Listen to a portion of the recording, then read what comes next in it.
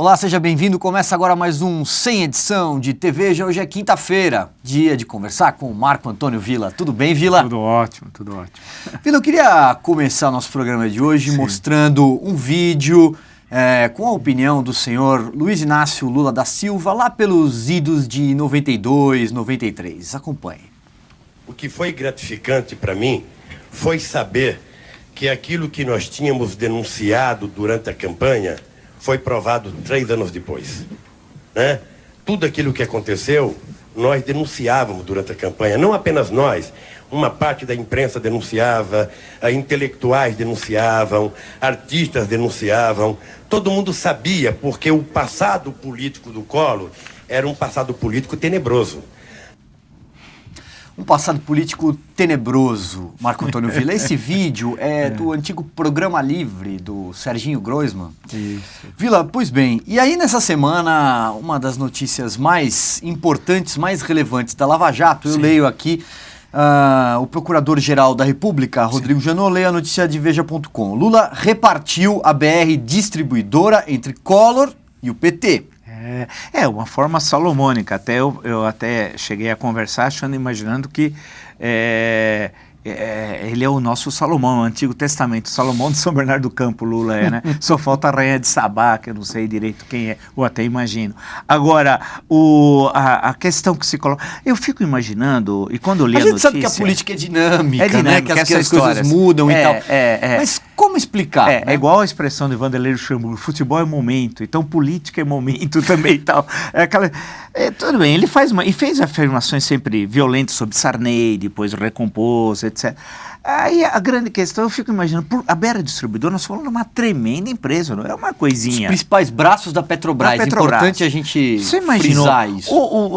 Por que se precisa entregar a um parlamentar, no caso o senador Fernando Collor, de acordo com a notícia, quando ele só tem o voto dele? Porque se ele tivesse uma bancada no Senado, se ele tivesse uma bancada na Câmara, tal qual, por exemplo, dizem que José Sarney tem uma bancada no Senado e uma bancada na Câmara, sobre a influência da sua liderança, a gente poderia até tentar, não entender, mas seria uma justificativa, que eu acho isso algo absolutamente abjeto, algo que não deve ocorrer. Alguns que chamam isso de presidencialismo de coalizão, eu chamo de presidencialismo de transação, e são transações nada republicanas tal, né? Então, a grande coisa é o voto dele, só, porque ele não tem uma bancada. No caso de Alagoas, a gente sabe que hoje, e não é de hoje, vale lembrar, a principal liderança não é ele, é o senador Renan Calheiros. Esse sim tem uma bancada no Senado, esse sim tem influência na Câmara e tal, né? E o Collor também não tem influência na própria bancada do PTB. Perfeito, ele não é um parlamentar, claro. Não é uma das lideranças mais influentes na sigla, né? Sim, e na estrutura do partido também, porque até hoje a presidente é a Cristiane Brasil, filha do Roberto Jefferson. Tal. O Renan Calheiros tem uma grande influência na liderança do PMDB. No Estado, né? No Estado, inclusive. E uma presença forte nacional. Basta ver a disputa que ele está tendo agora com Michel Temer e tal, né? No caso do Fernando Collor, não. Então, o que me chama a atenção é que nessa distribuição desses nacos de poder, que acabam levando a uma péssima administração que tantos das empresas estatais, bancos estatais, agências, autarquias e dos ministérios, você acaba, de um lado, gerando corrupção, e é sabido como, não precisa falar muito, basta ver a Operação Lava Jato. E de outro, uma absoluta ineficiência econômica, né? Então, o que eu fico sempre me perguntando é se é uma condição sine qua non para governar, para ser presidente da República, você fazer esse tipo de transação. Há um fenômeno, e aí voltamos a Fernando Collor, que pode ser que a referência tenha sido o ano, especialmente o ano de 1992, no momento do impeachment tal. Qual é uma das explicações que se faz? O impeachment foi possível porque ele não tinha base parlamentar, né? Então, uma espécie de seguro que foi feito pelos presidentes desde então, Itamar Franco, Fernando Henrique, Lula, Dilma. É o seguinte, vamos fazer um seguro contra o impeachment. É um seguro diferente, tal, que é feito... Como é que você faz esse seguro contra o impeachment? Você faz garantindo uma base confiável ou significativa no Congresso. E isso é feito através do saque organizado da coisa pública, que é um saque organizado. Então você começa a entregar tudo. Loteia a máquina toda? Loteia toda a máquina. Isso a gente vê, essas entranhas desse loteamento, quando, por exemplo, teve a CPMI dos Correios, né? Começou, por exemplo, eu nem sabia direito que era um Instituto de Resseguros. Eu nem sabia o que era, não tinha a mínima ideia. Apareceu lá na CPI toda a discussão, o Roberto Jefferson contando o que ele queria, colaboração. Quer dizer, você colocava um presidente ali, a colaboração era obter recursos, tal, para o partido. Era dito aquilo com absoluta naturalidade. E o Roberto Jefferson fez, que é um caso até hoje inexplicável, vamos colocar um ponto de interrogação, que foi um suicídio planejado, né? Um suicídio político planejado, porque ele sabia até onde ele tinha ido, o que levaria aquilo, que levou a sua própria cassação, tal. Agora Aquela clássica frase dele, né, por que você fez isso? Iam explodir o quarteirão. Você lembra disso? Lembro. Então, no caso... No caso, ele estava sozinho nesse quarteirão. Nesse quarteirão. E você vê o caso depois, posteriormente, vimos isso com mais detalhes no julgamento do Mensalão, e depois agora no Petrolão, com as notícias cada vez mais terríveis da Operação Lava Jato, você começa a ver como é que funcionam essas entranhas do poder para tudo. E tudo está envolvido, e tem outras operações da Polícia Federal, além da Lava Jato, né, que envolve, por exemplo, o governador de Minas Gerais, e assim por diante, outras operações. Então você começa a ver como é que o poder se estrutura. E a pergunta que você vai fazer, não sei, que eu faço é o seguinte: se isso é indispensável, ou seja, você precisa pegar os fundos de pensão, por exemplo, e entregá-los à sanha desses assaltantes da coisa pública. Então, é Postales, é Petros, é Previ, Funcef. Será que isso é indispensável? E aí você está destruindo esses fundos, que basta ver o prejuízo que cada um desses fundos, e certamente a expectativa de aposentadoria que tem esses funcionários... Importante dizer, esses fundos acabam controlados pelo PT. Pelo PT. O PT controla tudo isso. Aí você fica imaginando que eles não vão ter isso. Você vê agora a denúncia que envolve a questão do Lobão, né? Edson Lobão e tal. Pô, em qualquer país sério, o Edson Lobão estaria em outro lugar, um local insalubre, normalmente difícil, né, complicado, que tem vigilância, normalmente está vinculado ao Poder Executivo. Importante lembrar que o Lobão foi sucessor da senhora Dilma Rousseff nas Minas de Energia, né? Sim.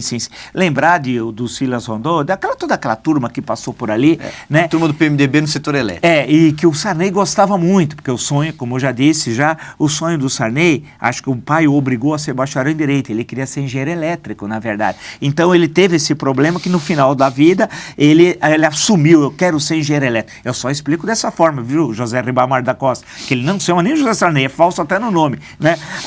Acho que o sonho dele, porque ele controla a Eletrobras, vai controlando tudo, a Eletronorte e tal. Então você fala assim, para governar, será que... Aí alguém vai dizer assim, mas todo grande presidencialismo é assim. Pô, nos Estados Unidos é assim. Mas um país de dimensões continentais, mesmo no parlamentarismo, mas a Índia é assim, né? Não quero falar o caso da Rússia, que a Rússia é um caso evidentemente muito particular e tal. Então a questão que volta, vai e vem, é que se é condição sine qua non para governar, fazer o presidencialismo em transação. Ou se... Falar nisso, Vila, vamos exibir, enquanto você fala, vamos exibir uma tabela mostrando a composição atual da Câmara dos Deputados. É interessante olhar a formação dos blocos, a entrada de novos partidos, né? Agora você tem o Partido da Mulher, tá aí na tela, ó, Vila. Então você vê, olha lá. O Partido da Mulher tem como líder um homem, né? Que só tem homem, aliás. É uma bancada masculina.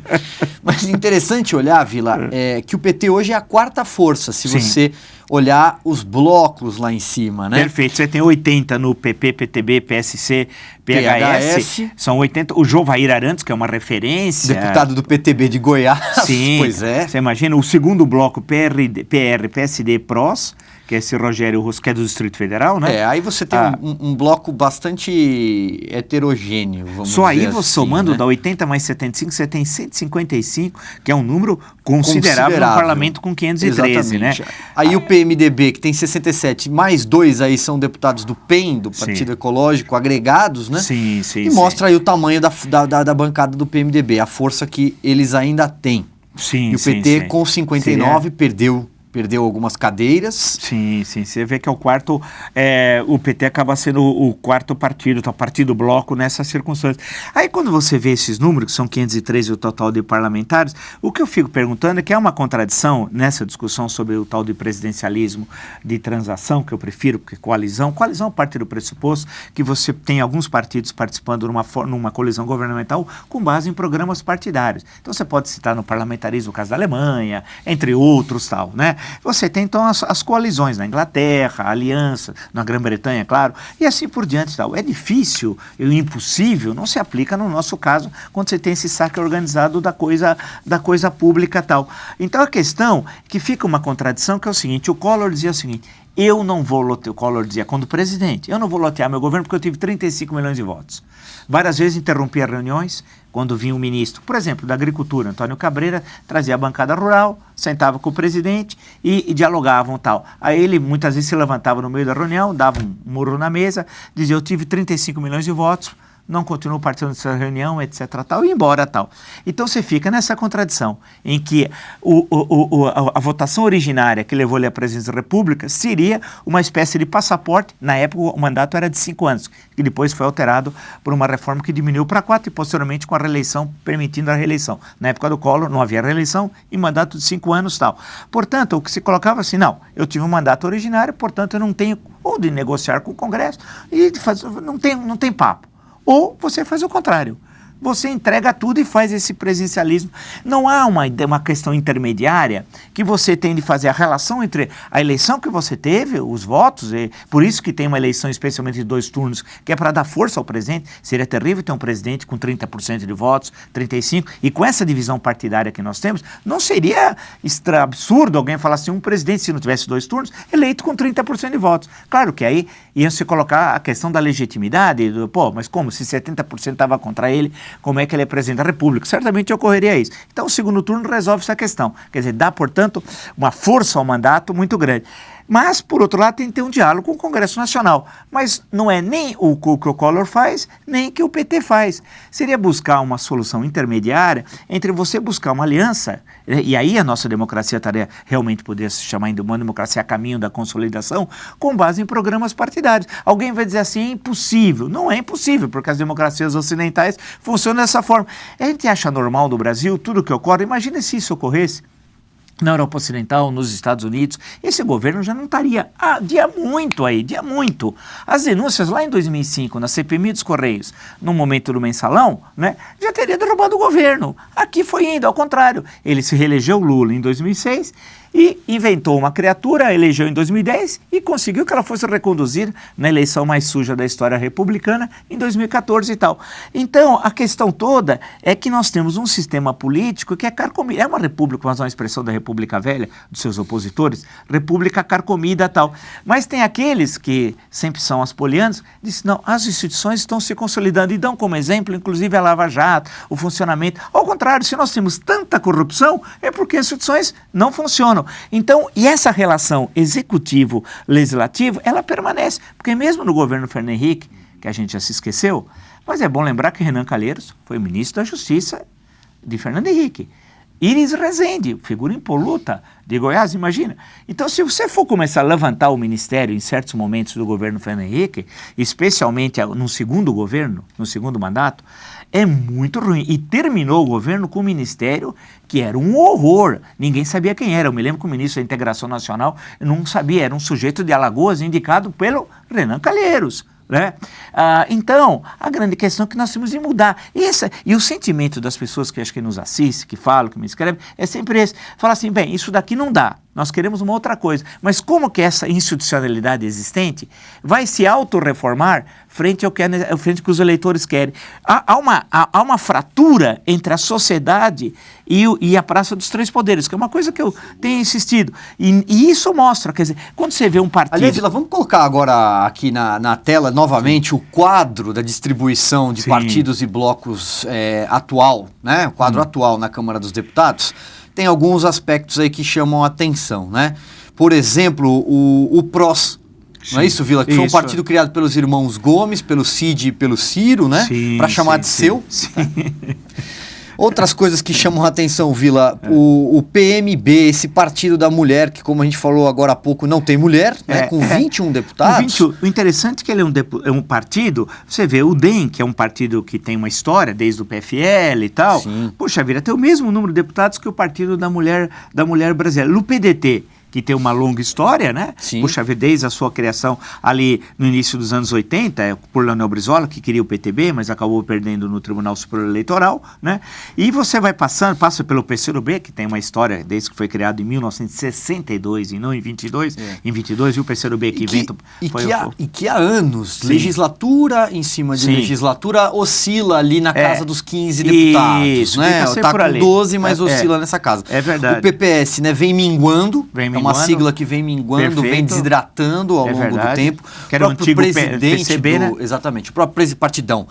O presidente do PPS, deputado Roberto Freire, admite que o caminho do partido é a fusão, ele já falou isso, já negociou isso em outros momentos, negociava uma fusão com o PSB, que acabou não dando certo porque a seção pernambucana do PSB, né, a viúva do Eduardo Campos, do governador Paulo Câmara, não toparam essa fusão.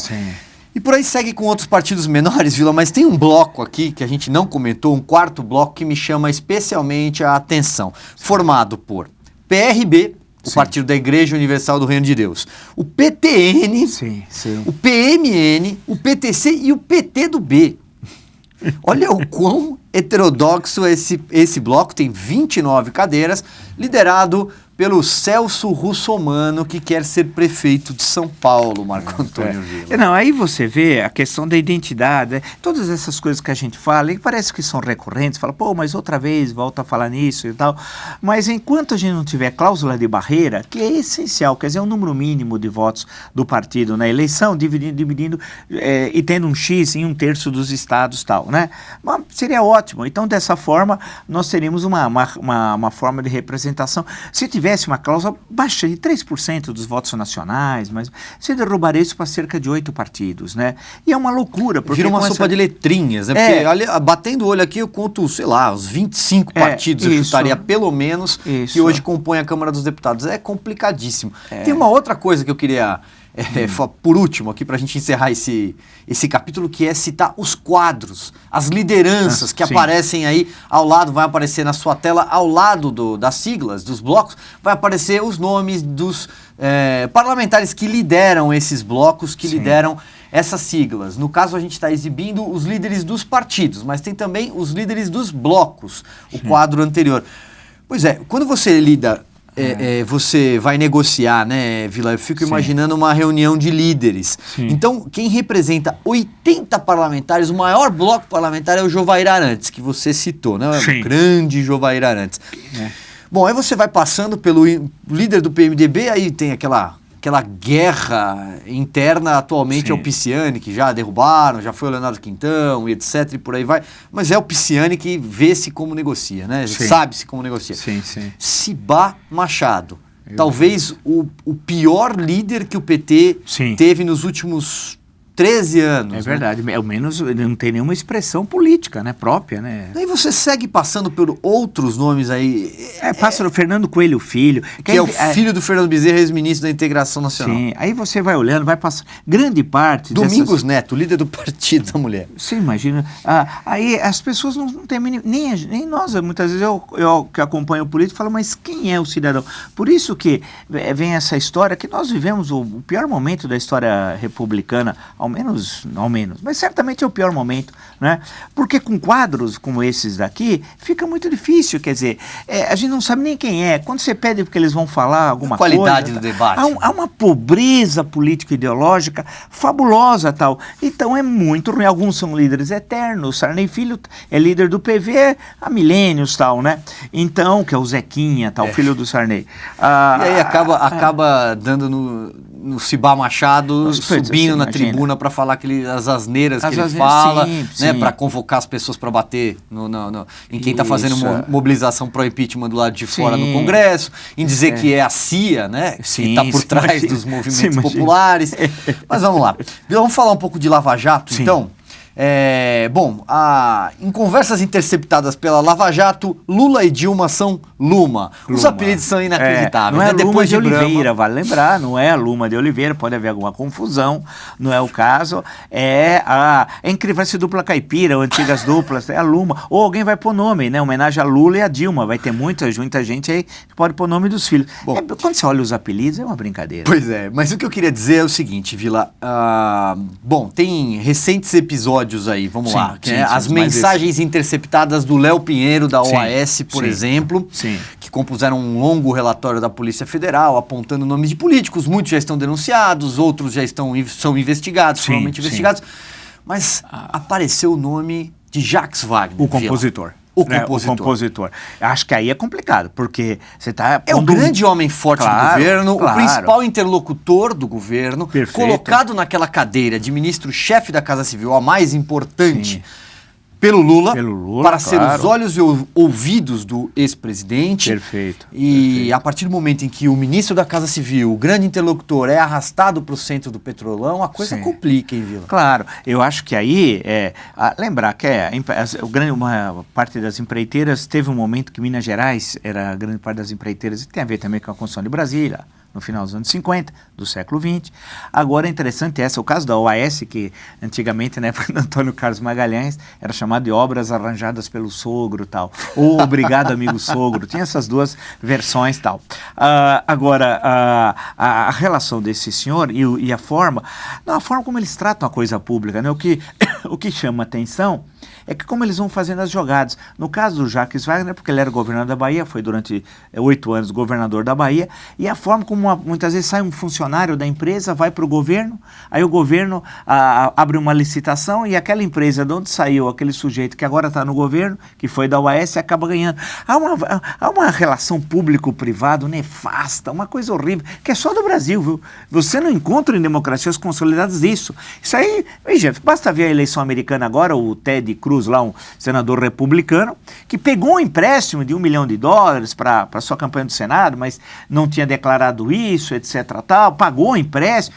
Pô, a confusão que está dando, né? E você vê valores fabulosos aqui no Brasil e fica... Agora, o Jacques Wagner vai estar em situação difícil, porque envolve a eleição de 2012 em Salvador, Nelson Pellegrino. Exatamente. Eu queria aproveitar para ler um trecho de uma troca de mensagens entre o César Mata Pires, que era o fundador da OAS, né, com o Léo Pinheiro. E aí a vinculação com o Antônio Carlos Magalhães. Aí obrigado, amigo Souza. Isso aqui é um trecho de uma troca de mensagens ocorrida em 2014. Sim. E ele diz o seguinte para o Pinheiro, né, o César Mata Pires: acabou o tempo de eleger poste, e faz uma referência à derrota do Nelson Pellegrino em 2012 na disputa pela Prefeitura de Salvador. E fala: Léo Pinheiro, acabou o tempo de eleger poste. JW, Jacques Wagner, né, que se cuide. Não aprendeu com a vitória do Grampinho. Grampinho, um apelido de ACM Neto, Antônio Carlos Magalhães Neto, atual prefeito de Salvador. Temos que pensar nessa hipótese X, nossos interesses na Bahia. Deus nos proteja. Não, é engraçado que eles usam Deus para tudo. Eu me lembro lembrar da oração da propina lá no Distrito Federal, no episódio... Operação Caixa de Pandora, né, que derrubou o Arruda. Que, por sinal, até hoje, como é que ficou a história do Arruda, né? Porque vai passando o tempo, a gente vai esquecendo. Os escândalos. Porque nós somos o país do esquecimento precoce.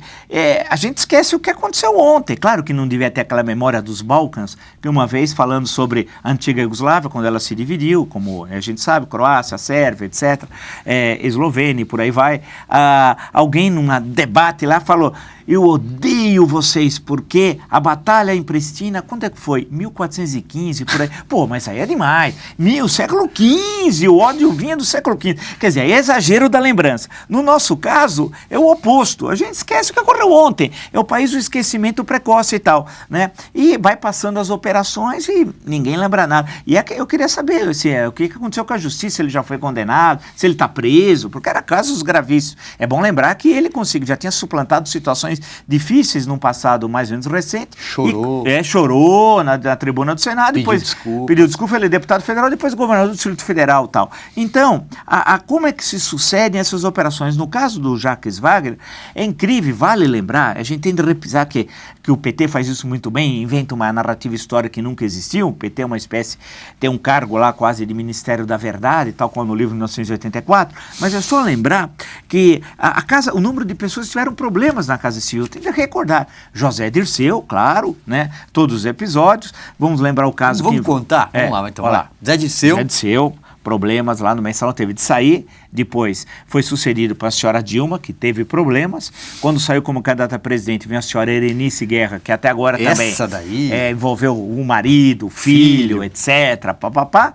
Depois veio o companheiro Antônio Palocci, pessoa de reputação ilibada, é o único pessoal... Caiu duas vezes. Duas vezes na história, caiu duas vezes por 2 governos diferentes e 2 ministérios distintos. Só o Palocci, que até hoje não explicou aquela casa movimentada que entrava mulheres, dinheiro, dinheiro, mulheres, nunca foi explicado. Por sinal, sumiu, cadê o Palocci? É mais fácil achar o Wally do que o Palocci, mas ele está por aí circulando. O grande capital financeiro ama o Palocci. Essa burguesia nojenta criada pelo petismo, dos bancos que eu não entendo. Eu queria, se desse um choque nos bancos.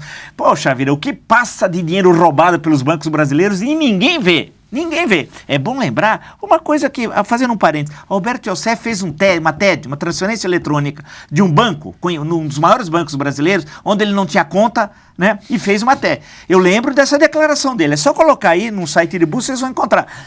Então, tudo isso, essa nojeira que cerca a política brasileira, vai passando e a gente vai esquecendo. Bom, vamos ver no que vai. No caso, pegou o Palocci, né? Que o seu, e ele 20 milhões, tal. Aí diziam, não, a boca é pequena, as pessoas falam assim, não era para ele o dinheiro, era para a campanha, tal. É como se isso fosse natural. Aí saiu, e aí houve a substituição, teve problemas depois com o substituto. É bom lembrar que o senhor Mercadante, por exemplo, já teve problema lá atrás, no episódio dos Aloprados, da campanha de 2006 para o governo do Estado de São Paulo. Em suma, você vai puxando, sempre vai batendo, pá. E agora o compositor. Cada país tem o Wagner que merece, né? Nós temos esse. E esse companheiro Wagner, esse não gosta de Tristão e Isolda, esse prefere o Viu Metal. Então, a questão que se coloca é o seguinte, quer dizer, como é que vai ficar essa questão? Vai ficar elas por elas?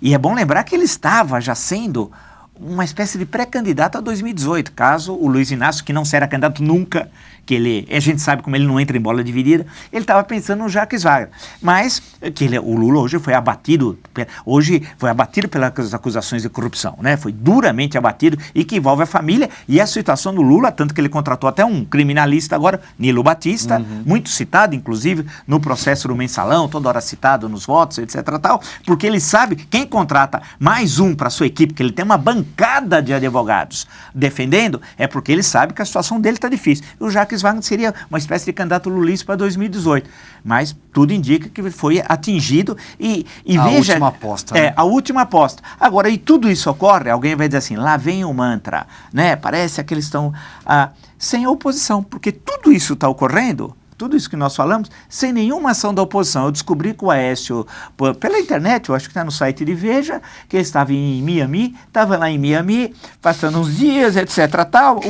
O outro não sei onde está, o outro não sei onde está, e a gente fica assistindo. Quer dizer, vai ruindo essa república carcomida, só que a forma como ela vai ser destruída é muito lenta e mais destrutiva. A destruição é mais intensa pela essa lentidão do fim do projeto criminoso do poder, porque a oposição não existe. Esse regime vai cair tudo isso, de podre, mas ele cairia mais rápido se tivesse oposição e seria melhor para o Brasil, porque o dano para o Brasil dessa herança maldita do PT é coisa de uma década para resolver, no mínimo, hein? Muito bem, Marco Antônio Villalas, foi nossa meia hora, a gente fala bastante, hein? Se deixar, tem a segunda parte, tem o segundo tempo, a prorrogação de 30 minutos e os pênaltis. Obrigado, quinta-feira você está de volta. Estamos de volta. Muito bem, o Sem Edição termina aqui. Obrigado pela sua companhia e até a próxima.